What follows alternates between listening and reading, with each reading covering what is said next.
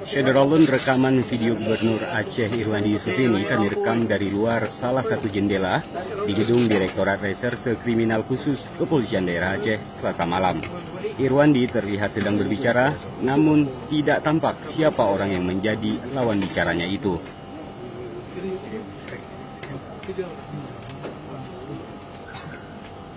Sejauh ini Syederolun belum terkonfirmasi perihal keberadaan Irwandi di Polda Aceh. Sementara itu, puluhan awak media tampak berkumpul di Polda Aceh.